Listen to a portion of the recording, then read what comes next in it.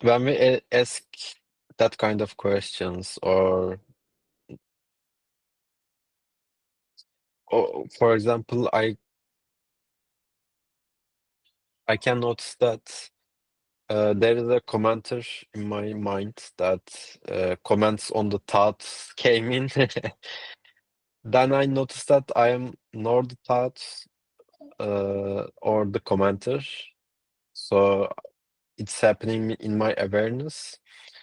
I noticed that, but I feel like I have to hold that space or something similar to it, but it comes and goes. I can be aware of it. I came back to my awareness, then I distract, come back Mm. again, but it's not as stable or Yes. yeah. So th- you have the same that May has. You're commenting on your own thoughts, right? And it is a thought. And then, okay, okay. So let's say this right here is awareness, okay? It's not an object, but just to make a picture. And then you have a thought. And now another thought comes. Awareness stays here, okay? It stays here. Another thought comes and says, oh, I saw you. Oh, no, it's not this. It's not this. It's not this. And awareness is still staying here. And then another one comes who says, oh, I have to go back to awareness, right? This is what you explained right now.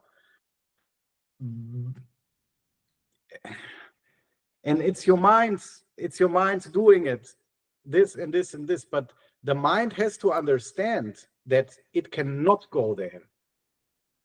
It just is not possible. In the moment, it's very important for you to understand. In the moment when you say to yourself, I have to go back to awareness, you already separated yourself again. Okay? This is the beginning of creation. This is how creation happens. Awareness has a knowledge of I, and from the I, the world comes. So it's very natural that you say, I have to go back to awareness, and then you meditate on the I, what we had with May. You meditate on the I, and you realize that, and again, I repeat myself, it is absolutely effortless. Your awareness is always there, and you do not have to label it even as awareness. This is it's a key point. It's a key point because through language, we are bound in a way to make awareness an object. And for the mind, this is very comfortable. And it says, okay, now I am going to object awareness. No, you exist in awareness. The mind exists in awareness, like everything else exists in awareness. And you have to be very clear about yourself that you are awareness. Forget Akif. Forget him. He's not, he's a dream. Like May is a dream, like Dan is a dream. Like it's a story of a person. It Yeah, is a very, it's a miracle, actually. It's a miracle how all this is happening. It's a total miracle. And then to really close the circle, when we've finally realized that we are awareness, we have to realize that everything else is awareness as well. Okay? And then you will, this is what they call to see God in everything. and in everyone, because you see the same awareness in the tree, in the flower, in the sky, in the computer. It's very now, because now it seems to become logical again. Before it was not. With logic you cannot go to your being because you already are that. But then coming out, it makes a lot of sense that this exists in awareness. Where else should it exist? And that means if something exists in awareness, what is it made of? Awareness. It can only be made of awareness. I will give you an example that came to mind right now. Maybe it helps you. When you cook a soup, okay, the whole soup is existence, is awareness, okay? And you got potatoes in your soup, and you got carrots in your soup, and maybe you put a little bit of pasta in your soup, or whatever it is. All these parts make the soup, okay? They are part of the soup, and they are the soup as well. Then we realize, and we close the circle and realize the oneness in all, because we can not say this is awareness and this is the world. It's not possible. Or like others would say, like people would say today, the matrix. The matrix. We want to get out of the matrix. Awareness and matrix are one. Okay?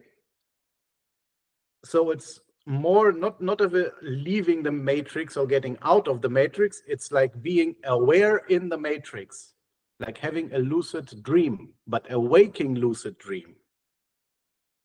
Knowing yourself as that.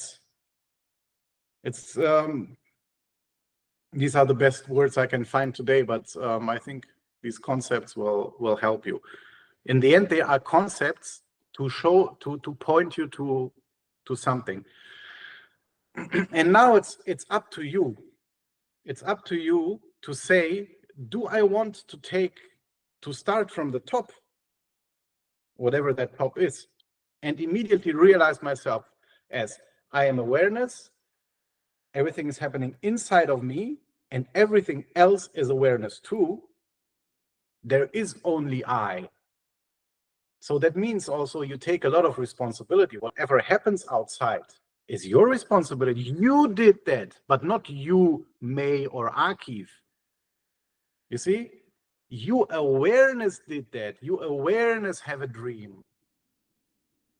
Or you take the step-by-step way where first you separate yourself and say, okay, I will now identify as I'm not the body, I'm not the mind. I have to realize and understand that I am awareness and I am a soul, or I am a soul. Same thing, same concept.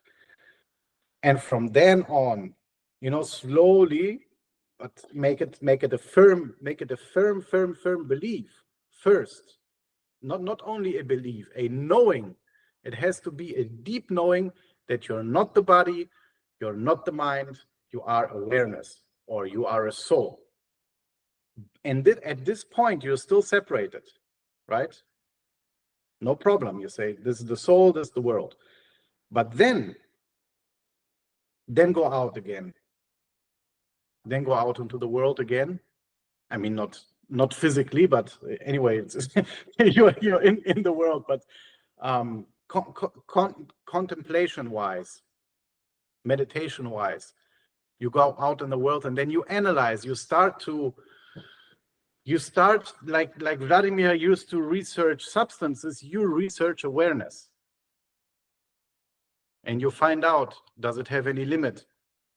Was it ever born? What is it made of? Find out. Is it here or is it there? Let's make a quick experiment. So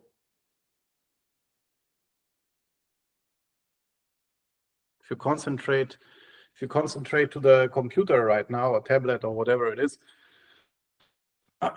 you will find that awareness is here. Okay?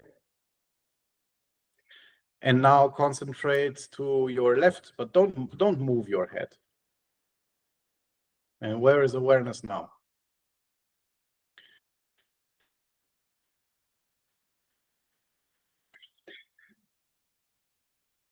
Is it there? Maybe. Concentrate to the right. And now awareness is there. And now concentrate to the back. And now awareness is there. And now close the circle. Make awareness in the middle, in front, on the sides, and in the back at the same time. Do you see that actually only the focus of your mind changes to different places, but when you look there, awareness is there. It's always there. It cannot be any other place. It's in front of you, it's on the side of you, it's in the back, and if you look inside, it's also inside. So it's the soup that we were talking about. You are a potato in the soup. It's like, yeah, a vegetable, and the soup is inside of you and outside of you, and wherever you put your focus on is awareness. It's nice, huh? Yeah, it's everywhere. And it is no place, unfortunately. It's not a place that we can go to. It's not a thing that we can visit. Yeah, it's hard to keep my mind around it because I can sense it with my 5 different senses. I can hear it, I can touch it. It's non-physical. That's a little bit mind-boggling. Yeah. Yeah. And then you start to realize that this seems like this awareness is extremely high intelligence, because it makes all that. It makes Dan speak. It makes you listen. It makes you speak. It makes you think. You see, you close then the circle, because it is nothing other than awareness that is doing all these things in its own dream, in its own creation. And we, as if you want to call it human being, through our senses, like you said, we have again a very narrow perception of what is presented to us through the senses. We can go to physics now, and we have other animals that have a wider vision, higher spectrum of light. We have animals that can perceive bigger spectrum of sound, and all that is there. It is there, but then it is in their perception. Okay, so ask yourself, what is not there? There is nothing that is not there. And then you can go to some esoteric schools and they would say, but it's true, everything that you can imagine is true, is possible, because it happens inside of awareness. You know why? Because the moment you imagine it, it is there. It happened in awareness. Even if it is only a dream or a wish that you have, at this moment, this wish realized as a vision or a thought.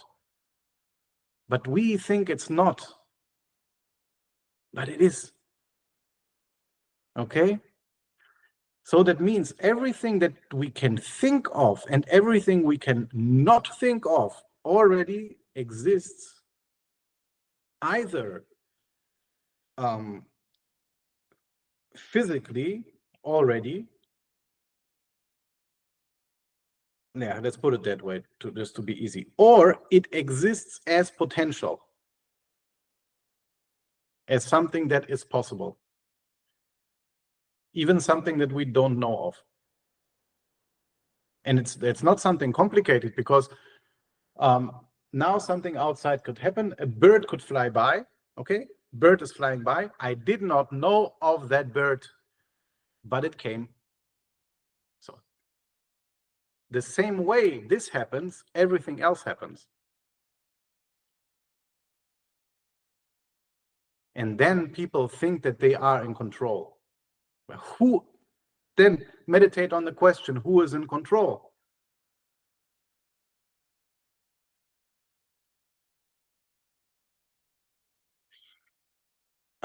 If we, or the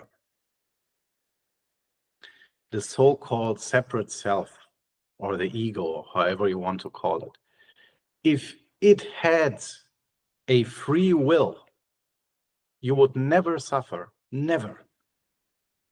It's not possible, because then everything would happen to your wish and to your will.